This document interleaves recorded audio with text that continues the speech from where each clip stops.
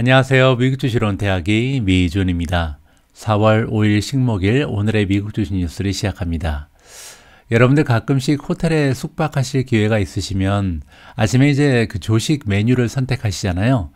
잉글리시 브렉퍼스트가 있고 컨티넨탈 브렉퍼스트가 있습니다. 잉글리시 브렉퍼스트 그럼 보통 이제 아메리칸 익스프레스랑 비슷하게 혼용이 되고 있는데 잉글리시 브렉퍼스트를 시키면요, 뭐 소세지도 오고 계란이 2개가 들어가 있고 열량이 높은 해시 브라운이라든지 베이컨도 있고요, 뭐 버섯 요리도 나오고 굉장히 풍부합니다. 그래서 한 끼 식사를 막 치고 나면 몇 시간 동안 이제 배가 불러서 아무것도 먹을 수가 없을 정도로 굉장히 좀 양이 많은 이런 조식을 우리가 잉글리시 브렉퍼스트라고 부르죠. 자, 그리고 이제 컨티넨탈 브렉퍼스트는요, 빵 조각 몇 개를 먹게 되고 그리고 이제 뭐 시리얼 같은 게 나오잖아요. 그래서 조식을 먹고 나서 한 2-3시간 있으면 다시 배가 고파집니다. 그래서 점심을 좀 빨리 먹게 되죠. 자, 그런데 여러분들 혹시 이 English breakfast 그리고 Continental breakfast라는 단어가 영국인들이 유럽에 살고 있는, 유럽 본토에 살고 있는 사람들을 좀 무시하면서 만들어진 깔보는 그런 단어라는 것을 알고 계신지 모르겠습니다. 보통 영국 사람들은요, 그들 스스로를 굉장히 좀 근면 성실한 민족이라고 평가를 하고 있습니다. 자, 그래서 그들 눈에는 대륙에 있는 유럽 사람들은 아침에도 굉장히 늦게 일어나고요. 그래서 아침을 먹고 나서 몇 시간 지나면 바로 점심시간이 오기 때문에 빵 몇 조각 먹고 그 다음에 시리얼만 먹으면 괜찮다는 거죠. 그래서 상대적으로 아침에 매우 일찍 일어나서 열심히 일하는 영국 민족은 점심시간까지 많이 남아있기 때문에 다양한 칼로리 높은 음식을 많이 섭취하면서 든든하게 아침을 먹어야 점심시간까지 견딜 수가 있다. 뭐 이렇게 만들어진 단어가 English breakfast라고 합니다. 자, 그런데요, 모든 것은 다 상대적이죠. 그래서 저는 한국인의 눈으로 영국 사람을 바라봤을 때 굉장히 좀 재미있습니다. 왜냐하면 제가 이제 캠브리지에 살고 있잖아요. 캠브리지는 작은 도시임에도 불구하고 이제 교통 체증이 나타날 때가 있는데요. 이 교통 체증이 굉장히 짧은 시간에 매일매일 나타나는데 그 시간대가 웃깁니다. 아침에는 한 9시 정도에 굉장히 바쁘고요. 그리고 저녁 시간에는 5시 반에서 6시 정도가 굉장히 좀 교통 체증이 일어납니다. 그리고 저녁 6시가 지나면요, 갑자기 차가 쭉 빠지고 저녁 7시가 되면 다니는 차가 도로에 거의 없을 정도로 한산한 모습을 보이게 됩니다. 자, 그 얘기는 뭐냐면 대부분의 직장인들이 5시 반에서 6시면 집에 도착해서 더 이상 이제 저녁 때는 돌아다니는 사람이 없다는 거죠. 한국인의 관점으로 봤을 때는 굉장히 좀 재밌는 현상이죠. 우리는 저녁 7시, 8시 정도 돼야 이제 교통 체증이 시작되잖아요. 그래서 이들 눈에는 그들 자신이 굉장히 열심히 살아가는 민족으로 보일지 몰라도 우리 같은 사람들이 볼 때는 참 하루에 6시간, 7시간 일하면서 굉장히 유럽 사람들을 깔보는구나 이렇게 좀 생각해 볼 수가 있는 거죠. 최근 들어서 우리 아이들이 봄방학에 들어갔습니다. 여기서는 이제 이스터 홀리데이라고 부르는데요. 저는 이스터 홀리데이 그래서 한 3-4일 쉬고 마는 줄 알았습니다. 그런데 무려 17일을 쉬더라고요. 17일 쉬고 나서 다시 이제 개학을 하잖아요. 그럼 개학하고 나서 한 2달 있으면 또 여름방학이 찾아오고요. 그리고 또 가을에도 방학이 2주 정도 있습니다. 겨울에는 방학이 무려 한 달이 넘고요. 그래서 아이들도 참 평소에 숙제도 하나도 없거든요. 고등학교 다니는 학생들도 보면 3시면은 다 수업을 마치고 집에 돌아오고요. 우리가 살아가는 모습에 대비하면 이들의 스스로 이제 자부하면서 열심히 살아가는 모습은 굉장히 한가한 모습으로 보인다. 이런 말씀을 드리고 싶었습니다. 전 세계에서 미중과 함께 해주시는 여러분들 정말 열심히 살아가시니까요. 너무 자신을 혹사하지 마시고 조금은 여유 있게 이렇게 좀 인생을 즐겨가면서 살아가시는 것도 좋다고 생각을 합니다. 자, 그런 의미에서 이번 주 그리고 다음 주는요, 제가 미준 방송을 하루에 2편밖에 못 보내드릴 것 같습니다. 방금 전에 말씀드린 것처럼 아이들이 17일 동안 봄방학에 들어갔거든요. 그래서 애들이 하루 종일 집에 있어서 좀 같이 놀아줘야 될 것 같습니다. 어디 데려가지는 못하더라도 아이들과 좀 시간을 보내기 위해서 앞으로 한 2주 정도는요, 미준 방송을 1일 3회에서 2회로 좀 줄여야 될 것 같습니다. 이 점 미리 양해의 말씀을 좀 드리고 싶습니다. 자, 좀 서론이 길어졌는데요. 4월 5일 오늘의 미국 주식 뉴스 바로 시작합니다. 자, 오늘도 월요일날 미국 증시의 마감 시황부터 체크해 보도록 하겠습니다. 다우존스가 0.3% 올라갔고요. S&P 500은 0.81% 상승하면서 시장을 마감했습니다. 나스닥이 가장 좋았는데요. 무려 1.9% 정도 급등하면서 굉장히 좋은 추세를 보여줬죠. 따라서 이제 제가 관심을 가지거나 투자하고 있는 미준 4차 산업혁명 포트폴리오의 성적표가 굉장히 좋겠구나라고 우리가 좀 기대를 해볼 수가 있잖아요. 자, 퍼시픽 바이오 사이언스 오브 캘리포니아가 가장 좋았습니다. 10% 이상 이상 급등을 했고요. 그 뒤를 이어서 유니티 소프트웨어가 9.83%, C리미티드가 9.6%, 그 뒤를 이어서 바이두가 9.1% 올라갔고요. 니오가 8.76%, 로블록스가 8.69%, 그 뒤를 이어서 블록이 8.66%나 올라갔습니다. 자, 그리고 로쿠가 7.19, 애쉬가 7.18, 오픈도어가 6.84% 상승했고요. 팔란티어가 5.78, 펠로톤이 5.70, 테슬라가 5.61%. 따라서 전반적으로 성장주들이요, 굉장히 좋은 성적표를 어제 하루 제출을 했다. 이렇게 정리를 하면 될 것 같습니다. 자, 다음은 빵 주식, 메가테크 기업들의 성적표도 살펴봐야겠죠. 자, 어제 파망 그리고 테슬라를 합친 전체 8개 주식 중에서 가장 성적이 좋았던 주식은 테슬라입니다. 무려 5.6%나 주가가 상승을 했는데요. 테슬라 관련해서는 굉장히 재미있는 뉴스 하나가 준비되어 있습니다. 자, 넷플릭스가 굉장히 좋습니다. 최근에 4.83%나 급등을 했고요. 그 뒤를 이어서 메타버스가 4% 정도 상승, 아마존이 2.93%, 엔비디아가 2.43% 상승했고요.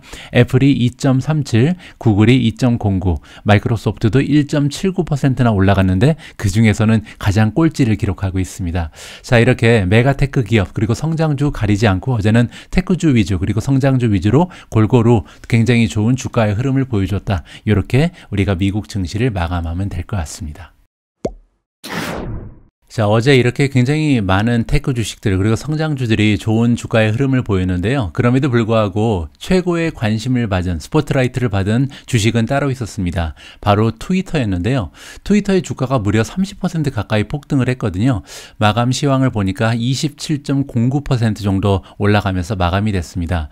자, 이렇게 트위터라는 어떻게 보면 굉장히 무거운 주식인데 이렇게 큰 폭으로 폭등을 한 이유가 뭐였냐면요. 어제 일론 머스크가 공개하기를 9%가 넘는 지분을 지금 일론 머스크가 갖고 있다는 게 세상에 밝혀졌거든요. 도대체 일론 머스크는 어떤 이유를 가지고 이렇게 트위터를 많이 매수를 했는지, 이렇게 대량으로 트위터의 주주가 된 이유에 대해서 우리가 좀 생각을 해볼 가치가 있을 것 같습니다. 자, 그래서 오늘은요, 이 기사를 읽어보는 대신 조금 있다가 여러분들께 공유할 자막 방송에서요, 테슬라 CEO인 일론 머스크가 9.2%나 되는 트위터의 지분을 확보하면서 앞으로 이제 어떤 일이 벌어질지 전문가의 의견을 통해서 직접 한번 확인해 보도록 하겠습니다. 오늘 방송 마지막까지 꼭 시청 부탁드립니다. 자, 지금 여러분들께서 보고 계신 화면은요, 제가 어제 오늘의 미국 주식 뉴스를 통해서 여러분들과 공유한 기사입니다. 자, 어제 제가 이 기사를 통해서 테슬라가 1분기 실적, 판매 실적을 발표를 했는데 31만 대 정도의 판매 수를 보이면서 안타깝게도 시장의 전문가들이 가지고 있었던 예상치보다는 약간 떨어지는 수치를 발표했다라고 여러분들과 공유해드린 바가 있습니다. 자, 그런데 어제 방송에서 여러분들께서 확인하신 것처럼 작년 판매 대수랑 비교를 하면요, 그 성장률이 무려 67.8%나 되거든요. 하지만 어제는 이제 전문가의 수치보다 미치지 못했다는 이유 때문에 어떻게 보면 이러한 성장률이 좀 빛을 발했다라고 제가 개인적으로 판단을 합니다. 자, 그런데요, 제가 여러분들과 공유할 두 개의 뉴스를 보시면 이 67.8%라는 성장 추세가 얼마나 무서운 건지 여러분들께서 직접 한번 느끼실 수가 있을 겁니다. 자, 첫 번째로 공유해드릴 뉴스는요, 포드에서 전달되는 뉴스인데, 포드에서 지금 미국 쪽 판매 실적이 발표가 됐습니다. 3월 달에 몇 대 차가 판매되는지가 보여지는데요. 자, 보시는 것처럼 25.6%가 감소했다라고 나옵니다. 자, 구체적인 숫자를 보시죠. 자, 포드 모터즈에서 미국 쪽 판매 실적을 발표했는데 안타깝게도 3월 한 달 동안 작년에 비해서 25.6%나 감소를 하면서 전체 판매된 차량의 숫자는 15만 9,328대라고 실적이 나왔습니다.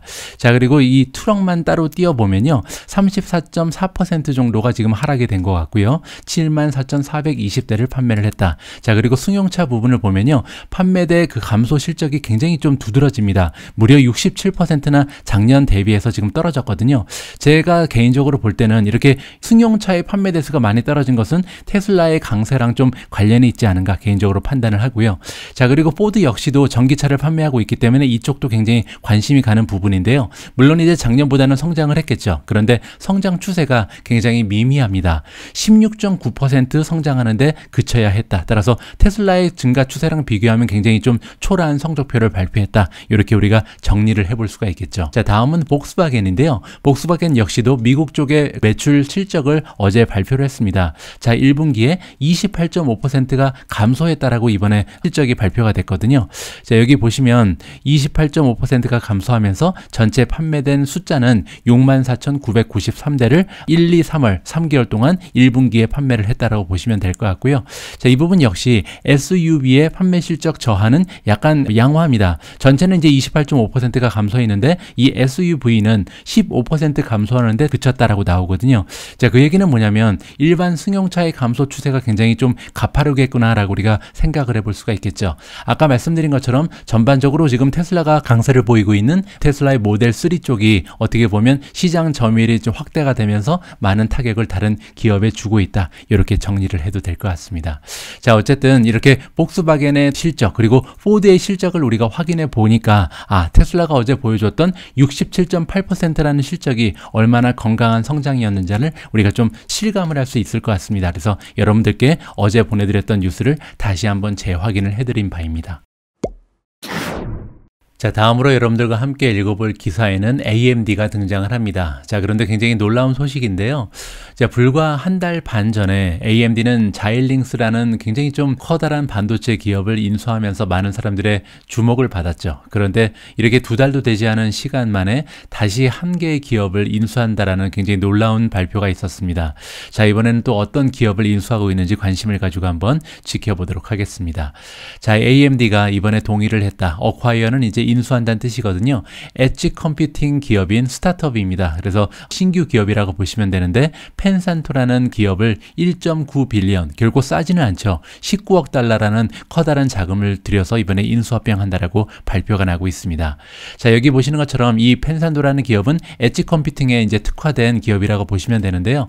엣지 컴퓨팅은 우리가 이제 보통 클라우드라고 부르는 그런 컴퓨팅 시스템에서 지방 분권화를 시도한다. 이렇게 보시면 될 것 같습니다. 뭐 최근 들어서 이제 사물 인터넷이라는 컴퓨터 기기도 나오기 시작하면서 이 컴퓨팅의 기능을 굉장히 좀 많은 사물에 옮겨가랄 이러한 좀 필요성이 대두가 되고 있잖아요. 뭐 자율주행도 마찬가지죠. 모든 데이터를 다 클라우드의 그 중앙 집권에서 처리하기는 너무나 한계가 있기 때문에 이제는 웬만큼 좀 간소한 연산이라든지 프로세스는 각각의 사물에서 처리를 해줘야 되는 그런 시대가 도래를 하고 있습니다. 이러한 그 분권적인 컴퓨팅 시스템을 우리가 엣지 컴퓨팅이라고 보면 될 것 같고요. 자, 이번에 이 거래 내용은 컨디셔널이다. 아직까지는 이제 승인이 좀 나야 된다. 이렇게 이해하시면 될 것 같습니다. 따라서 여기 나와 있는 것처럼 이 정부의 규제 기관 있잖아요. 독점 규제 기관에서 승인을 해줘야 이제 정식으로 이제 인수합병이 마무리가 되는 거고요. 자, 이번 딜이 만약에 성사가 되게 되면 AMD가 가지고 있는 데이터 센터의 솔루션이 확장된다. 따라서 여러 가지 이제 긍정적인 시너지가 발생할 수 있다라고 우리가 기대를 해볼 수가 있겠죠. 자, 파트 오브 애퀴지션 이번 인수의 한 부분으로서 펜산도의 그 CEO가 있잖아요. 프레임 자인이라는 분이 있고 그가 이끌고 있는 팀이 있는데 이 팀마저 모두 다 AMD에 입사를 하게 된다. 제가 볼 때는 이 부분도 굉장히 좀 큰 의미가 있습니다. 엣지 컴퓨팅에 이제 전문가들이 많이 있을 거 아니에요. 그래서 이러한 인력도 한꺼번에 다 이제 인수를 통해서 확보하게 되는 이 중에 효과가 있지 않을까 개인적으로 생각을 하고요. 자, 그러면서 이제 데이터 센터 솔루션의 그룹에 이쪽에 이제 소속이 된다라고 나와 있죠. 자, 이번 딜에 관련해서요, AMD의 체어맨, 회장님이시자 CEO인 리사수 박사님께서 다음과 같은 코멘트를 했습니다. 자, 오늘 우리가 펜산도라는 기업을 인수하게 됐는데 여기에 의미를 좀 얘기를 해주는 것 같습니다. 우리는 더 하고 있다. 리딩이라는 것은 이제 앞서 나가는 기업이잖아요. 그래서 이 분야에서 어떤 분야냐면 디스트리뷰티드 서비스니까 분산되어 있는 서비스죠. 아까 말씀드린 것처럼 중앙 집권의 반대말이잖아요. 엣지 컴퓨팅 플랫폼이라고 보시면 될 것 같습니다. 따라서 엣지 컴퓨팅의 쪽에서 굉장히 앞서 나가고 있는 기업을 우리가 가지고 있는 포트폴리오에 더하는 그런 느낌이 있다라고 보면 되겠죠. 자, 우리가 가지고 있는 포트폴리오 하이 퍼포먼스, 굉장히 좀 높은 성능을 자랑하는 CPU도 우리가 가지고 있고 GPU에서도 굉장히 좋은 모습을 보이고 있고 또 FPGA라는 회로를 다시 쓸 수 있는 그런 반도체라고 합니다. 자, 그리고 마지막으로 SoC 포트폴리오도 가지고 있는데 SoC는 뭐냐면요, 칩 하나에 여러 가지 시스템을 구축할 수 있는 굉장히 통합적인 그런 기능을 갖고 있는 반도체 반도체라고 보시면 될 것 같습니다. 자, 어쨌든 없는 게 없다는 거죠. 그러니까 AMD는 그 엔비디아랑 마찬가지로 굉장히 다양한 포트폴리오를 구축하고 있는데 거기에 이제 엣지 컴퓨팅의 선두적인 그런 신생 기업까지 가지게 됐다라고 자랑을 하고 있는 거죠.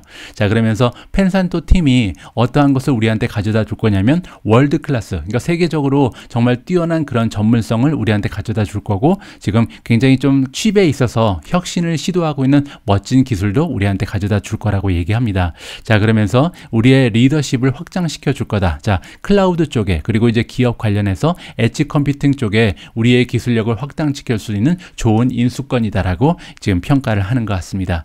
자, 어쨌든 AMD의 확장 모습은 굉장히 무서운 것 같습니다. 자일링스를 가져가면서 이제 5G 쪽에 어떻게 보면 앞서가는 모습을 향후 이제 기대를 하고 있었는데 이번에 엣지 컴퓨팅 관련된 스타트업 기업인 펜산도까지 인수를 하면서 AMD가 정말 활발하게 지금 인수합병을 통해서 확장을 하는 모습을 우리가 직접 확인을 해볼 수가 있을 것 같습니다. 자, 다음 기사도 반도체 기업이 등장을 하는데요. 이번에는 퀄컴입니다. 자, 앞에서 살펴본 AMD는요, 최근 들어서 5G라든지 엣지 컴퓨팅에 굉장히 좀 많은 노력을 기울이면서 데이터 센터 쪽에 강자가 되고자 하는 노력을 우리가 엿볼 수 있는 거고요. 자, 이번에 등장하는 퀄컴은 자율주행 쪽에 꽂힌 것 같습니다. 자, 이번에 퀄컴 역시도 어라이버라는 기업을 인수했다라고 나와 있는데요. 과연 어라이버와의 인사 합병이 어떠한 의미가 있는지 여러분들께서 직접 평가를 해보시기 바랍니다.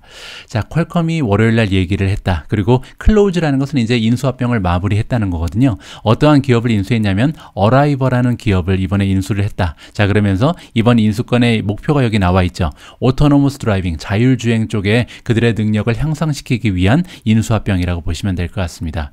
자, 이번 인수권은요, 어라이버에 가지고 있는 이제 드라이버 어시스턴스 에셋, 여기서 이제 에셋이라는 것은 기술력이라고 봐도 되고 뭐 특허가 있다면 지적 재산권이라고 봐도 되겠죠. 어쨌든 어라이버가 가지고 있는 이러한 드라이버 어시스턴트 쪽의 기술과 특허를 이번에 뺏어올 수가 있는 거잖아요. 그러면서 이제 퀄컴이 이미 구축하고 있는 스냅드래곤 디지털 채시스 플랫폼이라는 자율주행에 집중하고 있는 플랫폼이 있는데요. 이 플랫폼이 한 단계 발전할 수 있는 기회가 주어졌다라고 보시면 되겠죠. 자, 그러면서 퀄컴이 뭐를 할 수 있냐면 컴플릿, 완벽한 그러한 어드밴스 드라이버 어시스턴트 시스템을 구축할 날이 멀지 않았다라고 보는 겁니다. 줄여서 이제 ADAS라고 부르는 거고요. 자, 그래서 우리가 지금 키 테크놀로지 파트너가 되고 있다. 그래서 지금 현재 그 오토모티브 인더스트리, 즉 자동차 산업 분야에 있는 많은 기업들과 함께 굉장히 좀 다양한 파트너십을 구축하고 있는 것이 우리 퀄컴이다라고 얘기하는데요. 이번에 이제 어라이버가 가지고 있는 기술력을 확보를 하면서 이러한 우리의 모습이 가속화될 거라고 보는 거죠. 그러면서 우리가 그 리딩, 어떻게 보면 앞서 나가는 ADAS 솔루션을 제공할 수 있는 그런 기업으로 거듭나고 있다. 이렇게 이번 기사에서 퀄컴의 진보하는 모습을 볼 수가 있습니다. 자, 어쨌든 이렇게 AMD는 데이터 센터 쪽에 굉장히 많은 노력을 지금 만들어내는 것 같고요. 퀄컴 같은 경우는 자율주행 쪽에 완전히 꽂힌 모습을 보여주고 있습니다. 뭐 개인적으로는 사실 데이터 센터가 조금 더 기회의 땅이 많이 남아있지 않나 그렇게 생각을 하고 있습니다. 왜냐하면 퀄컴이 진출하고 있는 자율주행 쪽은 테슬라의 존재감이 너무나 크고요. 그리고 테슬라를 제외한 나머지 영역에서는 저 엔비디아가 상당히 많이 앞서 나가는 것이 아닌가 개인적으로 판단을 하고 있거든요. 자, 그럼에도 불구하고 퀄컴이 지금 현재 그들이 가지고 있는 포트폴리오에 만족하지 않고 자율주행이라는 무한한 시장 쪽에 진출하는 것은 굉장히 좀 고무적입니다. 왜냐하면 아무래도 자율주행 시장은요, 가면 갈수록 그 규모가 기하급수적으로 커질 가능성이 있기 때문에 퀄컴이 가져갈 수 있는 시장이 충분히 존재할 거라 이렇게 우리가 좀 기대를 해볼 수가 있겠죠. 자, 오늘은요, 놀랍게도 인수합병 소식이 하나가 더 있습니다. 퀄컴 그리고 AMD에 이어서요, 클라우드 플레어 역시 이번에 인수합병 마무리가 됐다라는 소식이 뜨고 있거든요. 자, 클라우드 플레어의 주가가 올라가고 있는 상황이다라고 지금 나와 있는데요. 더 데이 애프터니까 하루가 지난 이후에 어떤 소식을 발표한 이후에 하루가 지났냐면 이번에 컴플리트했다는 것은 마무리했다는 거거든요. 자, 에어리어 원 시큐리티라는 기업의 인수를 이번에 마무리를 한 다음에 주가가 상승하고 있다. 이렇게 이해하시면 되겠습니다. 자, 이번 딜은요, 원래 2월 달에 처음에 발표가 됐다. 근데 이제 뭐 승인 절차 이런 게 나오면서 어제 날짜로 이제 드디어 이제 합병이 마무리됐다라고 보시면 되죠. 자, 이번에 딜이요, 어떠한 기능을 수행하게 되냐면 클라우드 플레어에 좀 더 많은 툴을 제공하게 된다. 어떠한 기능이냐면요, 피싱, 여러분들 잘 아시는 것처럼 이제 뭐 사기치는 그런 이메일 같은 거를 이제 우리가 피싱이라고 부르잖아요. 이런 이메일 쪽에 들어있는 피싱, 사기를 방지한다. 이렇게 보시면 될 것 같습니다. 클라우드 플레어의 수치에 따르면 보면 매년 많은 기업들이요 무려 24억 달러나 되는 그런 손실을 이 피싱 때문에 지금 잃고 있다라고 지금 발표가 되고 있거든요. 이 수치는 그냥 나온 것이 아니고 FBI가 발표한 거라고 합니다. 2021년 인터넷 크라임 레포트에 따르면 매해 24억 달러 되는 엄청난 자금이 이 피싱 이메일 때문에 손해가 발생하고 있다. 따라서 이러한 피싱을 막아줄 수 있는 기능을 가지고 있는 이 기업의 역할이 좀 크다라고 볼 수가 있겠죠. 그 기업의 이름은 에어리어 원이고요. 에어리어 원이 가지고 있는 이 기능을 조금 더 살펴보면 일단은 클라우드 네이티브이기 때문에 클라우드에 바탕을 해놓고 이제 작동을 한다. 이렇게 볼 수가 있고 이 부분은 이제 클라우드 플레이어랑 같은 거죠. 자, 그뿐만이 아니라 any email offering, 그러니까 이제 이메일에는 여러 가지가 있잖아요. 뭐 한메일도 있고 한메일도 있고 gmail도 있고 한데 어떠한 이메일 관계없이 다 해결을 해줄 수 있다라고 보면 됩니다. 그리고 피싱의 위협이 존재하기 전에 미리미리 예방 차원에서 다 해결을 해준다. 이렇게 볼 수가 있습니다. 따라서 사용자가 이메일을 보고 열기 전에 이미 삭제를 해주는 이런 기능이라고 우리가 생각하면 되겠죠. 자, 이번에 클라우드 플레이어는요 162 밀리언 정도의 가격을 치르고 이 기업을 매수했다라고 합니다. 자, 그리고 40%에서 50% 정도는 이제 주식으로 지불을 하고요. 나머지 금액은 현금으로 지불을 한다. 이렇게 정리가 가능합니다. 자, 어쨌든 이렇게 투자하고 있는 기업들의 확장 소식은 굉장히 좀 즐거운 것 같습니다. 클라우드 플레이어 역시도 굉장히 좀 문어발 확장을 하면서 여러 가지 다양한 시큐리티 관련된 기능을 지금 그들이 가지고 있는 고객들한테 오퍼를 하고 있거든요. 자, 이렇게 그들이 이제 줄 수 있는 서비스가 하나하나 늘어난다면 교차 세일을 통해서 한 기업이 기여하는 매출이 점점 상승할 수 있다는 게 또 하나의 성장 동력이 될 수 있다. 이렇게 마무리를 하면 될 것 같습니다. 자, 다음으로 준비된 기사에는요 아주 오래간만에 퍼시픽 바이오 사이언스 오브 캘리포니아가 등장을 합니다. 퍼시픽 바이오는요 여러분들 잘 알고 계신 것처럼 DNA 시퀀싱 기술을 가진 기업이죠. 자, 굉장히 오래간만에 퍼시픽 바이오의 주가가 10% 이상 급등을 했는데요. 한 가지 호재가 발표가 되면서 좀 도움을 받은 것 같습니다. 자, 이번 기사를 한번 읽어보시죠. 퍼시픽 바이오가 이번에 발표를 했는데요. 어그리먼트, 동의를 얻어냈는데 파트너십을 한다. 그렇게 이해하시면 될 것 같습니다. 파트너십의 상대는요. 코르테바 에그리사이언스 이런 기업인데 에그리사이언스는요 에그리가 이제 농업이란 뜻이거든요. 따라서 용업과 관련된 과학기업이다 이렇게 보시면 되겠죠. 자, 그러면서 두 기업이 힘을 합쳐서 이번에 커스텀이라는 것은 이제 맞춤형이라고 보시면 되고요. 엔드 투 엔드니까 처음부터 끝까지 다 해결을 해주는 이러한 기술력을 이번에 확보를 하겠다. 자, 그리고 이번에 두 기업이 힘을 합쳐서 유전자 그 DNA 관련된 시퀀싱 관련된 어떠한 일을 할 거 아니에요. 근데 이번 시퀀싱은 플랜트라든지 패스트 그리고 마이크로비얼에 관련된 시퀀싱이다. 플랜트는 이제 식물이란 뜻이고요. 패스트 같은 경우는 기생충이라고 보시면 됩니다. 해충, 기생충을 얘기하고 마이크로비얼은요 우리가 흔히 얘기하는 미생물을 얘기합니다. 따라서 미생물이라든지 기생충이라든지 이 플랜트에 적용이 되는 시퀀싱 기술을 둘이 함께 파트너십을 구축하면서 개발해 나간다. 이렇게 보면 되겠죠. 자, 우리는 굉장히 좀 프라우드하다. 기분이 굉장히 좋다. 자랑스럽다. 뭐 때문에 자랑스럽냐면요. 우리가 이번에 시퀀싱 플랫폼을 이 코르테바에 제공을 하게 됐다라고 얘기하죠. 자, 그러면서 이 코르테바가 우리가 가지고 있는 시퀀싱 기술을 어디에 지금 적용을 할 거냐면 개발을 하는데 이 개발력은요. 이 파머들이 따라서 농업하는 분들 얘기하잖아요. 농부들이 그 농업을 진행하는 방법을 현대화시키고 그뿐만이 아니고요. 프로덕티비티를 높여주길 것이다. 그 얘기는 뭐냐면 비슷한 노력을 보이면서 점점 더 많은 그 곡물을 추수해낼 수 있는 이런 길을 열어주겠다는 거잖아요. 따라서 그 농부들 입장에서는 이런 시퀀싱 기술을 활용해서 좀 더 작은 노력으로 많은 풍년을 이뤄낼 수 있다. 이렇게 쉽게 이해를 하시면 될 것 같습니다. 따라서 두 기업이 이번에 이 시퀀싱 기술을 활용해서 이 농업 쪽의 생산력을 증대시키기 위해서 기술력을 확장한다. 이렇게 마무리를 하면 될 것 같습니다. 개인적으로 퍼시픽 바이오가요. 이렇게 농업 쪽의 가능성 굉장히 무궁무진하잖아요. 이쪽으로 이제 눈길을 돌렸다고 하나 뭐 이런 부분은 굉장히 좀 고무적이라고 생각을 합니다. 따라서 우리가 보통 DNA 시퀀싱 그러면 사람의 질병만 치료하는 이런 쪽의 기술로 생각하기가 쉬운데 퍼시픽 바이오는 이런 곳에 이제 한정하는 것이 아니라 무궁무진한 가능성이 숨어 있는 이 농업 부분 쪽에 발을 들여놨다는 그런 소식을 보고요. 굉장히 좀 커다란 호재라고 개인적으로 판단을 하고 있습니다. 자, 오늘 마지막으로 함께 읽어볼 기사는 코인베이스에 관련된 뉴스입니다. 자, 코인베이스가요, 1000명 이상, 1K라는 것은 1000명을 얘기하는데 1000명 이상의 새로운 직원을 인도에서 이번에 고용을 한다라는 숫자가 나오고 있습니다. 자, 무슨 내용인지 한번 살펴보시죠. 자, 코인베이스 글로벌이 정식 네임이죠. 코인베이스 글로벌이 이번에 계획을 가지고 있는데 1000명이나 되는 사람을 고용을 할 것이다. 인도에서만 이렇게 많은 사람을 고용한다라고 나와 있는 거고요. 이것은 그 기업이 전 세계로 좀 확장하고자 하는 노력의 일환이라고 이해하시면 될 것 같습니다. 자, CEO의 이름이 나옵니다. 암스트롱인데요. 자, 이분이 얘기하기를 코인베이스가 원래 이제 인디아 쪽에 허브를 이미 마련해 놨다라고 얘기합니다. 작년에 이미 론칭을 했는데요. 300명이 넘는 풀타임 직원이 이미 일을 하고 있는 상황이다. 따라서 인디아가 굉장히 좀 큰 나라잖아요. 인도의 전역에 이미 퍼져서 300명 이상의 직원이 활동을 하고 있고요. 자, 그리고 이제 그들이 가지고 있는 그 야망이 굉장히 큰 것 같습니다. 여기에 만족하지 않고 올 한 해 동안만, 그러니까 이 1000명이 앞으로 가면 갈수록 늘려나가는 것이 아니고요. 2022년에만 1000명을 더 뽑을 것이다라고 얘기를 하고 있거든요. 따라서 코인베이스가 지금 인도에 걸고 있는 기대감이 굉장히 큰 것 같습니다. 따라서 이제 코인베이스라는 기업이 다양한 국가에서 활동을 하게 되고 더욱이 또 굉장히 좀 인구가 많은 이 인도 지역에서 강자가 될 수 있다면, 주도적인 역할을 할 수 있다면 아마도 많은 매출의 상승을 기대해 볼 수 있지 않을까, 주주의 입장으로서 좀 많은 기대감을 갖게 하는 그런 기사였던 것 같습니다. 자, 4월 5일 보내드린 오늘의 미국 주식 뉴스 마감할 시간입니다. 자, 오늘 오미준님과 함께 준비한 자막 영상을 소개해 드릴 텐데요.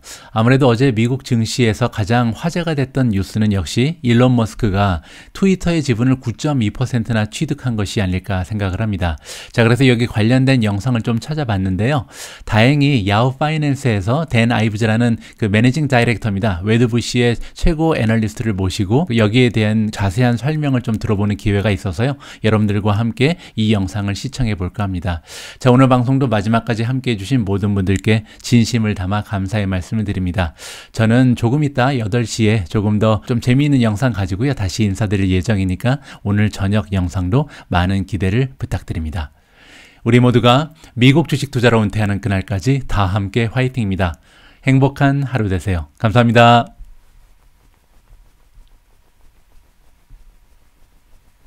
Got to get back to our top story now, though, and that is the Twitter reaction as we learned that Elon Musk was taking a 9.2% stake in the company. Again, it is a passive stake.